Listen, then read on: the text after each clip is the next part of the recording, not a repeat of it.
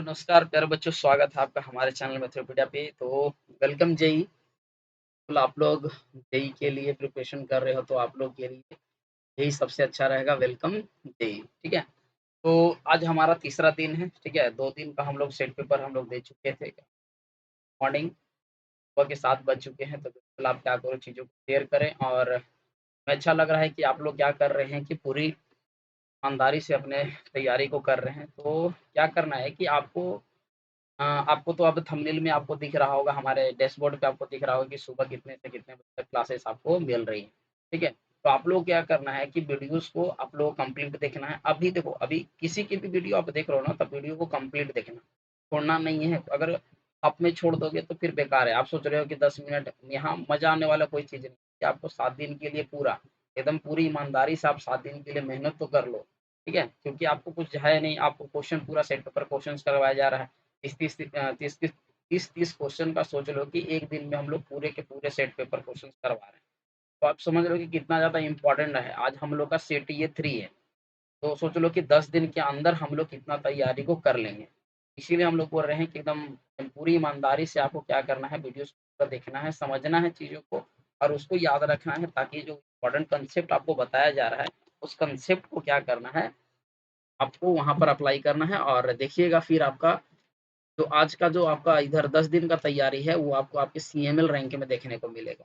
तो आज केमिस्ट्री की शुरुआत करते हैं। एक बार आप क्या करते हैं, चीज़ों को शेयर करें और हर बंदे अपने से 10 बंदे को शेयर करेगा, ताकि जो बच्चे भरे हैं, उन लोगों का पॉलिटेक्निक एग्ज़ाम निकल सके, ठीक है। चलिए, एक बार फिर से good morning to all of you. तैयारी को आप लोग क्या करें, बढ़ाएँ। देखो, क्वेश्चन्स है, क्वेश्चन्स का थोड़ा-सा क्वालिटी अगर आप लोग बढ़ा लीजिएगा, अगर क्वेश्चन ब्लर हो रहा है तो, क्योंकि हम लोग के पास समय कम है, तो डायरेक्ट हम लोग फ़ोटो से ही क्वेश्चन करवा रहे हैं। चलो, पहला 31 नंबर क्वेश्चन्स है। चलिए, बोल रहा है कि प्रत्येक प्राकृतिक रेडियोधर्मी श्रेणी का अंतिम उत्पाद कौन-सा होता है? कौन-सा तत्व होता है? यानी कि प्रत्येक प्राकृतिक रेडियोधर्मी श्रेणी का अंतिम उत्पाद कौन-सा होता है? तो जो अंतिम उत्पाद होता है वो हमेशा कार्बन होता है। मतलब कि जलने के बाद क्या बचेगा? कुछ नहीं, ब्लैक हो गया तो हमारा सा क्या बनता है? कार्बन। तो option number D is the correct answer. हो ठीक पढ़े ना? चलिए, अल्फ़ा किरणें रहती है, धनावेशित, ऋणावेशित, अनावेशित या फिर इनमें से कोई नहीं। जो अल्फ़ा किरणें हैं, वो आपका क्या होता है? धन आवेशित होता है। एकदम ये सब रटने वाला क्वेश्चन्स है। एकदम रट जाना है और वहाँ पर याद रखना है, ठीक है? क्योंकि देखो, सुबह में हम लोग एक वीडियो आपको दे दिए, शाम में एक वीडियो दे रहे हैं, 9 में एक वीडियो दे रहे हैं, तो बचे हुए जो समय है, बीच में जो आपको मिल रहा है 7 से शाम 7 बजे का बीच में, आप जाके देखना कि हम लोग का पॉलिटेक्निक केमिस्ट्री, पॉलिटेक्निक फिजिक्स और पॉलिटेक्निक मैथ करके 3-3 सीरीज बचा हुआ है। तो आप जा करके इस वीडियो को कंप्लीट करो इस बीच, क्योंकि ये सब में हम लोग चैप्टर वाइज़ को चैप्टर को कंप्लीट किए, तो वहाँ से फ़ायदा हो जाएगा। प्लस जो आपका फार्मूला वाला सीरीज हम लोग करवाए हैं, यूपी पॉलिटेक्निक में जो फार्मूला वाला सीरीज हम लोग करवाए हैं, वो फार्मूला वाला सीरीज को आप देखो, आपके लिए बहुत 160 प्लस वीडियो यहाँ नहीं है, ठीक है? आप लोग को समझ लो कि ऑल डिटेल क्वेश्चंस आपको करवा चुके हैं। करीब हम लोग 2000 से ऊपर क्वेश्चंस हम आ चुके हैं। अब देखो कि किस लेवल का हम लोग तैयारी आपसे करवा रहे हैं। तो बोल रहा है कि लूनार कॉस्टिक कहलाता है। लूनार कॉस्टिक क्या कहलाता है? एजीसीएल, एजीएनओ3 या फिर एजीओएच या फिर एनएओएच कहलाता है। तो ये जो ऑप्शन है, ये आपका क्या कहलाता है? एजीएनओ3। तो इसका भी ऑप्शन नंबर क्या हो जाएगा? D is the correct answer. मैंने आपको बताया था कि जब तक आपको वीडियो मिलेगा, वो हम लोग क्या कर रहे हैं कि रिकॉर्ड कर रहे हैं रात में, ठीक है? आपको सुबह के 7 बजे एकदम बिल्कुल नेट एंड टाइम पे मिलना, और हम लोग आपके लिए जब मेहनत कर रहे हैं, तो आप लोग को भी बनता है कि आप लोग क्या करो, मेहनत करो। और ये 7 दिन आपसे कोई नहीं छीन सकता है। पहले कहते हैं ना, ये 7 दिन आपको एकदम कंसिस्टेंट रहना है अपने स्टडी के प्रति। जब हम लोग कंसिस्टेंट है, किसी तरह टाइम निकाल के, मैं ऑफ़लाइन प्लस ऑनलाइन प्लस इतने सारे कंटेंट बनाना, तो थोड़ा मेहनत लगता है। तो इस मेहनत के लिए हम लोग बोले थे कि आप लोग को क्या करना है, थोड़ा-सा एक हमारे तरफ से क्या कर दे, लाइक कर, बटन को प्रेस कर दे, शेयर कर दे, ठीक है? चलिए, कोई नहीं, वो तो आप लोग का काम है, आपको अच्छा लगेगा तभी आप करोगे, ये तो निश्चित है। बेकिंग सोडे का सूत्र है, बेकिंग सोडे का सूत्र है, देखो हम लोग सूत्र वाला सीरीज़ भी आपको करवाए हैं। वन लाइनर क्वेश्चंस में वहाँ देखो, पॉलिटेक्निक डेली डोज़ करके हम लोग का प्लेलिस्ट बना हुआ है, तो अभी कुछ नहीं छूटा है।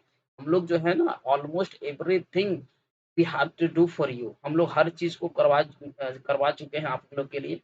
वहाँ पर ही पूरा सूत्र ही दिया हुआ है, किस मेथड के द्वारा बनता है, वो हम लोग करवाए हैं। पॉलिटेक्निक डेली डोज़ में, और वो मात्र 5 से 10 मिनट का सेशन है, तो जा कर के आप इस सेशन को कंप्लीट करें। वहीं से आप लोग का देखना कि केमिस्ट्री या फिज़िक्स का जो होगा ना, वहाँ से आपका 20 नंबर का क्वेश्चन्स वहीं से आपका क्लियर हो जाएगा। तो पॉलिटेक्निक डेली डोज़ का ये सेशंस आप बिल्कुल देख के जाना, ऐसे करके मत जाना एग्ज़ाम। तो बेकिंग सोडा का जो सूत्र बोला गया है, बेकिंग सोडा का सूत्र हम लोग ये वाला क्वेश्चन्स को ना बहुत बार करवाए हैं, तो ये आप लोग कमेंट बॉक्स में करोगे। देखो, क्योंकि अभी क्या है कि आप हम लोग इतना क्वेश्चन्स करवा चुके हैं, तो थोड़ा-सा अब आप लोग का बनता है कि आप लोग भी कमेंट बॉक्स में कमेंट करें, ताकि हमें भी अच्छा लगे कि हाँ, हमारे द्वारा बच्चे लोग जो पढ़े हैं, लोग को थोड़ा-सा वो लोग भी अवेयर हैं कि वो लोग क्वेश्चन का आंसर आते हैं। बेकिंग सोडा को हम लोग को लगभग हर क्वेश्चन्स में जो केमिस्ट्री का किए हैं, उसमें हम लोग आ गया है, तो इसका आंसर तो आप ही बताओगे 34। 35 नंबर, जिस अभिक्रिया से ऊष्मा निकलती है उसे क्या कहते हैं? ज़ाहिर-सी बात है कि जिसमें ऊष्मा निकलता है उसे ऊष्माक्षेपी अभिक्रिया कहते हैं, जिसमें ऊष्मा एब्ज़ॉर्ब करता है उसको ऊष्माशोषी अभिक्रिया कहते हैं। और रासायनिक अभिक्रिया जब 2 तत्व आपस में रिएक्शन करके एक नए तत्व का फ़ॉर्मेशन करता है, उसको रासायनिक अभिक्रिया हम लोग कहते हैं। उत्क्रमणीय अभिक्रिया ये आप कमेंट बॉक्स में कराओगे। याद रखना, मैं आज का रेफ़रेंस बता दे रहा हूँ।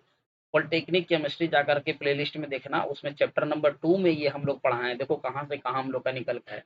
तो कुछ भी चीज़ ऐसा नहीं है जो हम लोग अभी तक छोड़े हैं आपके तैयारी में। 36 नंबर क्वेश्चन है, वो रहा है कि प्रयोगशाला में सर्वप्रथम बनने वाला कार्बन यौगिक का नाम क्या है? प्रयोगशाला में सबसे पहले जो बना था ना, साइंटिस्ट लोग जो मिला करके बनाए थे, वो था आपका यूरिया को बनाया गया था, ठीक है? आपको कमेंट बॉक्स में क्या करना है कि यूरिया का केमिकल फ़ॉर्मूला क्या होता है, इतना आपको करना है। जो होमवर्क दिया जा रहा है वो आप अब करते जाओ। केमिकल फ़ॉर्मूला इसको आपको कमेंट करना है, ठीक है? मीथेन का CH4, ठीक है? एसिटिलीन चीनी का ग्लूकोज़ का फ़ॉर्म होता है, एसिटिलीन आपका ये भी कमेंट बॉक्स में करना है। तो हमको तो सबसे ज़्यादा ज़रूरी है आपका यूरिया का आप कमेंट करोगे, क्योंकि देखो ये टू वे कम्युनिकेशंस अगर हम लोग का रहेगा, लाइव क्लासेस रहता तो मैं अभी पूछ लेता। लेकिन रिकॉर्डेड क्लास है, इसलिए हम लोग कह रहे हैं कि हम लोग को उस लेवल तक पहुँचाएँ, ताकि हम लोग भी डायरेक्ट वाईटी स्टूडियो से ही लाइव क्लास लें। ये 1000 का फीचर्स है इसमें, ठीक है? चलिए आगे, संतृप्त हाइड्रोकार्बन का अणुसूत्र क्या होता है? देखो, संतृप्त हाइड्रोकार्बन होता है सिंगल बॉन्ड को हम लोग बोलते हैं। असंतृप्त हाइड्रोकार्बन मतलब होता है डबल बॉन्ड या फिर ट्रिपल बॉन्ड। तो सिंगल बॉन्ड जो रहता है उसमें एन सीरीज़ होता है, इसमें इन सीरीज़ होता है, ठीक है? और इसमें आइन सीरीज़। ज़ाहिर-सी बात है कि इसका जो सीरीज़ होगा, ये CN+2N+2 होता है, ये आपका एल्केन होता है। यही आंसर है हम लोग का, मैं सब लिख दे रहा हूँ।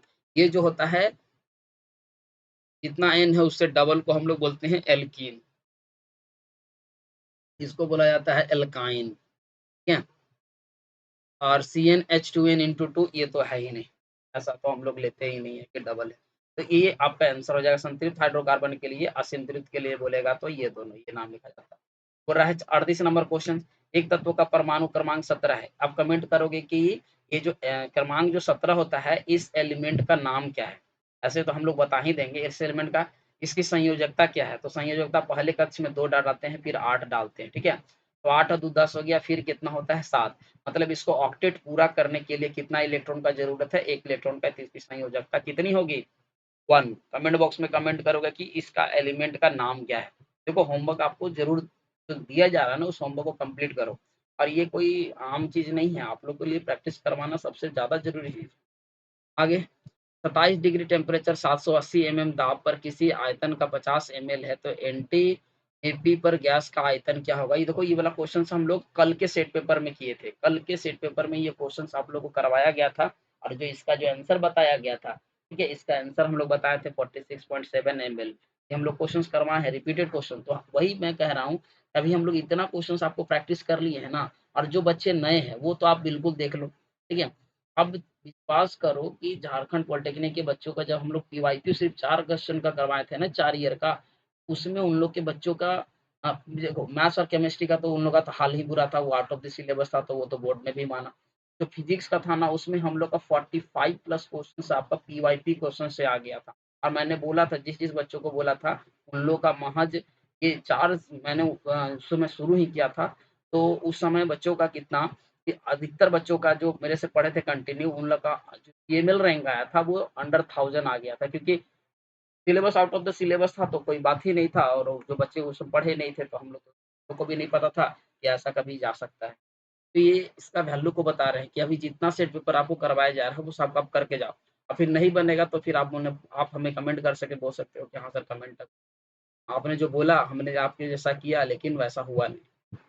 चलो, तो निम्न में से किस लवण को गर्म करने पर ऊर्ध्वपातन होता है? यानी कि निम्न में से किस लवण को अगर हम लोग गर्म करते हैं, पातन क्रिया हम लोग को देखने को मिलता है। तो ये होता है NH4C, ऊर्ध्वपातन क्रिया देखने को मिलता है। तो ऑप्शन नंबर बी जो होगा आपका 40 नंबर क्वेश्चन का, ठीक है, 40 नंबर क्वेश्चन का बी ऑप्शन सही है।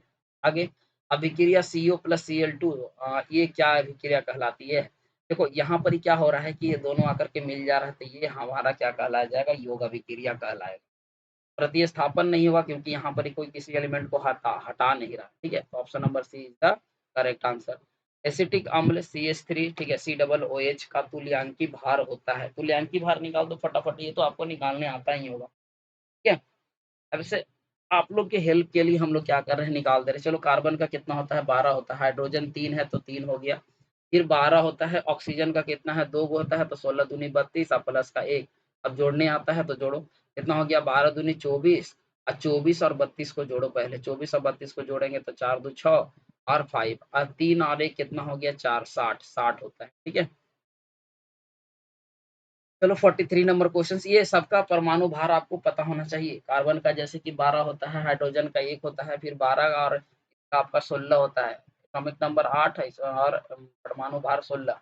ऐसा अगर है तो मैं क्या करूंगा कि कल वाले सीरीज में ही मैं आपको पूरा एक सीरीज ही दे दूंगा, 1 से 30 तक का एलिमेंट का आपको सब कुछ बता देंगे। जैसे कि उसका नाम बता दिया जाएगा, सिंबल बता दिया जाएगा, ठीक है, एटॉमिक नंबर बता देंगे, वैलेंसी बता देंगे और परमाणु भार बता देंगे। ये इस तरह का हम लोग आपको सीरीज ही दे देंगे हम लोग अपने टेलीग्राम चैनल पे, नहीं तो मैं एक बार पढ़ा भी दूंगा, ठीक है। किसी रासायनिक अभिक्रिया समीकरण में अगर तीर का निशान ऊपर हो तो इसका मतलब क्या होता है? तीर का निशान अगर ऊपर होना तो यह इसका मतलब है कि गैसीय उत्पाद का, ठीक है, ये हाइड्रोजन गैस का ज्यादातर निकलने का सिंबल होता है। तो ऑप्शन नंबर बी जो होगा सही है। आपको कमेंट बॉक्स में करना क्या कमेंट करना है कि अगर तीर का निशान नीचे हो तो किस चीज का ये प्रतीक होता है, ठीक है। तो अभी 44 नंबर क्वेश्चन बोल रहा है कि यदि SO2 का वाष्प घनत्व 32 हो तो NTP पर 5.6 लीटर SO2 का भार क्या होगा? भाई कोई दिक्कत नहीं है, जब बच्चे तो ऐसा तरह का क्वेश्चन पूछते हैं तो निकाल दिया जाए, एक क्वेश्चन को निकाल के दे दिया जाए, नहीं तो बोलेंगे कि सर आपने तो बस आंसर बता दिया, हमें एक्सप्लेन किया नहीं। ऐसा है नहीं, हम लोग हर क्वेश्चन का डिटेल में एक्सप्लेन करेंगे ताकि हमारा आपसे ही है क्या बना है, ठीक है। चलिए, तो हम लोग क्या बोल रहा है कि SO2 का अनुभार कितना होगा? अगर SO2 का अगर हम लोग अनुभार निकालते हैं तो सल्फर का हमारा कितना होता है, सल्फर का हमारा कितना हो जाएगा, 2 इंटू 32, मतलब का कितना हो जाएगा हम लोग का 64 ग्राम हो जाएगा। अब 64 ग्राम जो है, 64 ग्राम हम लोग का ये आपका अनुभार निकल गया। तो इसका मतलब है कि 5.6 लीटर में हम लोग को 64 और बटा कितना दिया है, 22.4, ये तो हम लोग का अति होता है। और इसमें हम लोग का क्या निकालने बोल रहा है, इसमें हम लोग का 5.6, 5.6 अब निकाल दो। इसको इससे अगर सॉल्व करते हैं, ठीक है, पॉइंट आ गया 10, यहाँ पर चल गया ऊपर में 10, ये 10 से 10 क्या हो गया, कट गया। अब ये अगर कटता है, ठीक है, ये आपका कट जाएगा कितने, 56 4 जाए ना तो 4 बार में, और आपका 4 बार में कट जाएगा ना, और ये इससे 16 बार में कट गया, यानी कि 16 ग्राम हम लोग का आंसर हो जाएगा, ठीक है, 16 ग्राम आंसर। एवोगाड्रो की संख्या का मान क्या होता है? ये अगर कमेंट बॉक्स में कमेंट नहीं किया ना, सच बता रहा हूँ कि आप लोग एकदम गलत कर रहे हो अपने साथ, ठीक है। और 45 का तो आपको होमवर्क दिया जा रहा है कि ये एवोगाड्रो संख्या अगर आप कमेंट नहीं कर पाए फिर तो भाई, तो समझूंगा कि फिर आपका, आप तो बस मजे के लिए देख रहे हो, सोच रहे हो कि पॉलिटेक्निक का फॉर्म भर दिए हैं, बस निकल जाए तो अच्छी बात, नहीं तो बाबूजी तो है ही करने के। खैर कोई नहीं, आपको कमेंट करना है, कमेंट नहीं करोगे तो मैं आपको आंसर बताएं, लेकिन कमेंट करें, जो बच्चे सीरियस है वो कमेंट करें कि इसका आंसर क्या होगा, एवोगाड्रो की संख्या क्या होगी। 46 नंबर क्वेश्चन है, बोरा की परमाणु क्रमांक 22 वाले तत्व एम कोश के इलेक्ट्रॉन की संख्या 22 है, तो एम कोश की इलेक्ट्रॉन की संख्या कितनी हो गई, तो क्या करना है, निकाल के बता देना है। ये तो कोई दिक्कत ही नहीं है, लोग इतना बार क्वेश्चन करवाए हैं, ठीक है, इतना बार हम लोग क्वेश्चन को करवाए हैं कि कुछ नहीं है। तो इसका जो एम कोश का संख्या होगा ना वो कितना हो जाएगा, 10 हो, ठीक है। कितना सजाते हैं जी, 2 8, ठीक है, 10, ठीक है, कितना हो गया, 2 8 10, और फिर इधर में हम लोग का कितना हो जाएगा 8, कितना हो गया 18। तो एम कोश वाले, तो कितना बच गया हम लोग का 8 10, मतलब है कि हम लोग का 2 8 10, 10 और 2 12, ठीक है। मतलब है कि हम लोग का यहाँ पर आंसर में कितना दे रहा है, आंसर तो हम लोग का उल्टा दे रहा है, ठीक है। ऐसे 2 8 8 2 होता है ना हम लोग का, 2 8 8 2 यानी कि 10। हाँ ठीक।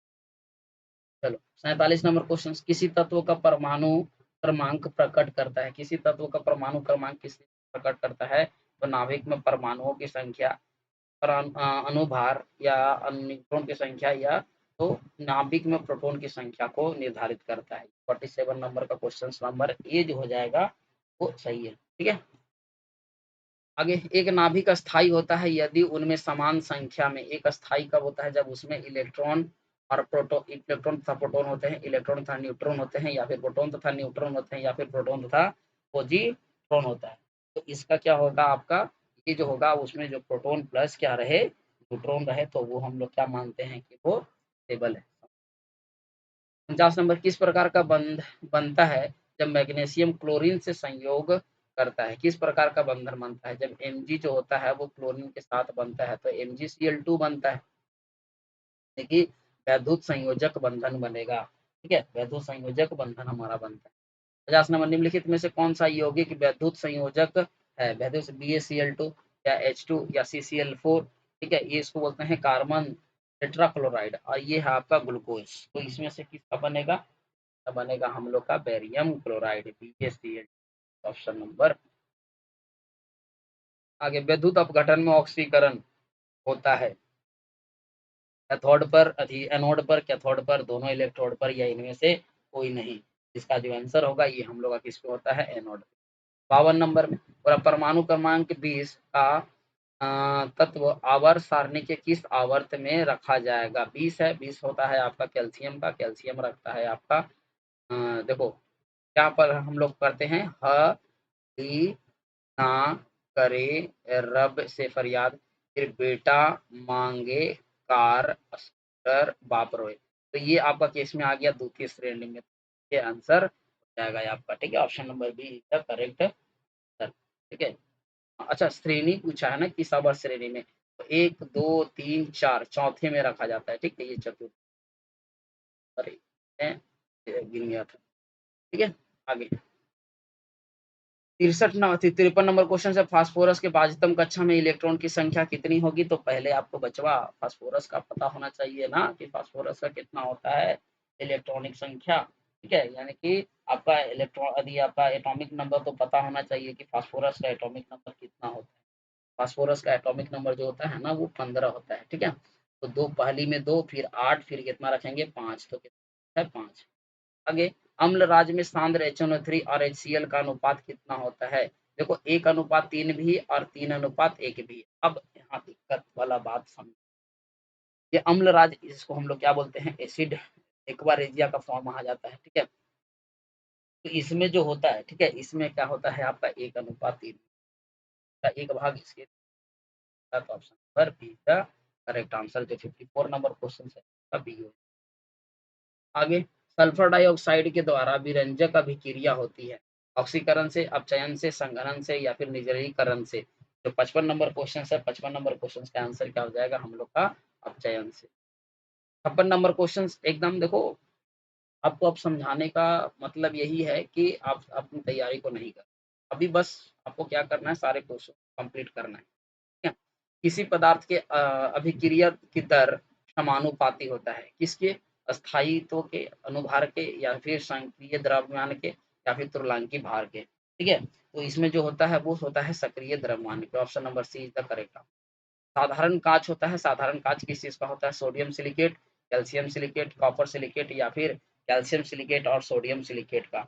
जो 57 नंबर क्वेश्चन है वो आपका ऑप्शन नंबर डी जो हो जाएगा, कैल्शियम सिलिकेट और सोडियम सिलिकेट का बना होता है, एकदम रट लेना है यहीं पे। भारी जल इसलिए भारी कहलाता है क्योंकि साधारण जल में गाढ़ा होता है, ड्यूटेरियम का ऑक्साइड होता है, या फिर भारी या दुर्गंधित होता है, या उनमें ऑक्सीजन या एक भारी समस्थानिक होता है, तो ऑप्शन नंबर क्या होगा कि ड्यूटेरियम का ऑक्साइड होता है, ठीक है, option number B, option number correct answer. उसके बाद जल, जल की अस्थायी कठोरता निम्न में से कौन-सा यौगिक दूर कर सकता है? अस्थायी कठोरता को हम लोग दूर करने के लिए जो यूज़ किया जाता है, वो बुझे हुए चूने का यूज़ कर 8 नंबर में हो रहा है एनटीपी पर ऑक्सीजन के 1.5 इंटू 10 टू द पावर इतना अणु का आयतन निम्नलिखित में से क्या होगा?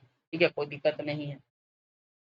देखो हम लोग क्या जानते हैं, सुनो बालक 6.02 23 इंटू 10 टू द पावर 23 में इसमें कितना होता है 22.4 लीटर होता है। हम लोग को कितना दिया है 1.5 इंटू इतना, तो ठीक है निकाल देते हैं।